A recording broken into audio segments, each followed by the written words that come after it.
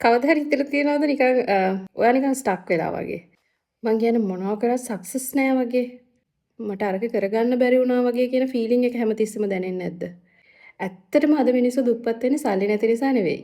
ඇති කියන ෆීලිං එක කවදාවත් මිනිස්සුන්ට දැනෙන්නේ නැහැ. හිතන්න ෆෝන් එකක් ගත්තා කියලා. හොඳම ෆෝන් එකක් ගත්තා කියලා. ඊට පස්සේ ටික කාලෙකින් ඊළඟ අප්ඩේට් එකට යන්න ඕන වෙනවා. ගෙයක් ගත්ත කියලා හිතන්නේ නැත්නම් ගෙයක් හොඳ ගෙයක් හැදුවා කියලා හිතන්නේ. ඊළඟට ඕන වෙනවා ඒ ගෙදරට ලක්සරි දේවල් ගන්න. ජොබ් එකක් හම්බුණා කියලා හිතන්නේ. ඊළඟට කල්පනා කරනවා ඒ ජොබ් එකේ හොඳම පොසිෂන් එකකට යන්නේ කොහොමද කියලා. මං කියන්නේ ඒක හොඳ නැති දෙයක් කියලා නෙවෙයි. අපි ජීවිතේ හැමතිස්සෙම ඊළඟ එක පස්සෙන් දුවනවා. ඊළඟට මොකද්ද කරන්න කියන එක පස්සෙන් දුවනවා. හැබැයි මිනිස්සුන්ට අමතක වෙනවා දැන් අර අපි කවදා හරි වෙනවා කියලා දැකපු හීන තියෙන්නේ. සමහර විට තමන් දැන් ජීවත් වෙන්නේ ඒකේ. හැබැයි මිනිස්සුන්ට මතක නෑ ඒ කාලේ මං දැකපු හීන ලෝකේ තමයි මං අද මේ ජීවත් වෙන්නේ කියන එක. එදා බයික් එකක් ගත්තොත් ඇති කියලා හිතපු කෙනා අද තමන් අරගෙන ඉන්න වාහනේ අනිත් අයගේ වාහනේත් එක්ක කම්පෙයාර් කරලා බලනවා අයියෝ මට මීට වැඩිය හොඳ වාහනයක් තිබ්බනම් හොඳයි වගේ. අද තමන්ට තියෙන දේවල් ගැන කිසිම කෙයා එකක් නැහැ. ඒක ගණන් ගන්නෙවත් නැහැ.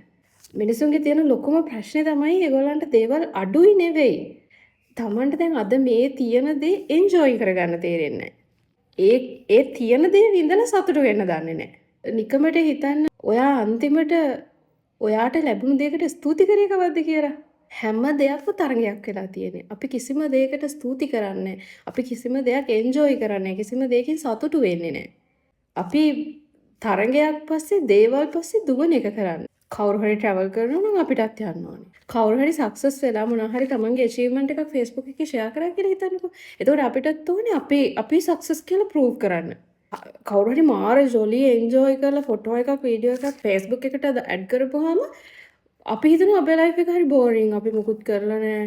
සෝෂල් මීඩියා එකේ මිනිස්සු ෂෙයා කරන්නේ ඒගොල්ලන්ගේ හැපිම මොමන්ට්ස්. එහෙම නැත්නම් එයාලා ලස්සනට එන්ජොයි කරන මොමන්ට්ස්. එහෙම නැත්නම් එයාලගේ ජීවිතේ ප්‍රශ්න ෂෙයා කරන්නේ නැහැ. ඒගොල්ලෝ දුක් විඳිනවා කියලා ඒ දුක ෂෙයා කරන්නේ නැහැ. එතකොට ඔයාලා තේරුම් ගන්න ඕනේ ඒක ඒගොල්ලන්ගේ ජීවිතෙත් එක පැත්තක් විතරයි. ඕගොල්ලන්ගේ ජීවිතේ ප්‍රශ්න තිබුණා අනික් කාගේවත් ජීවිතවල ප්‍රශ්න නැහැ කියන එක එකකින් කියන්න බෑ.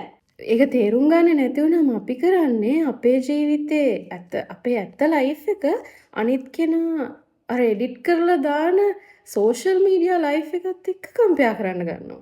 ඒක තමයි අපිට පේන් එකක් වෙන්නේ. ඒක තමයි අපිට ස්ට්‍රෙස් එකක් වෙන්නේ. ඊට පස්සේ තමයි අපි තරගයක් පස්සේ දුවන්නේ. ඒ කම්පැරිසන් එක අපේ ජීවිතේ තියෙන සතුට නැති කරලා දානවා. පෝසත්කම කියන එක තමන්ගේ වත්කම කියන එක බැංක් account එකකින් තමන්ගේ තියෙන දේවල් වලින් මනින එක හරි ලේසි. හැබැයි ඇත්තම පෝසත්කම කියන්නේ ඒක නෙමෙයි. අපේ තියෙන ප්‍රශ්න ඔක්කොම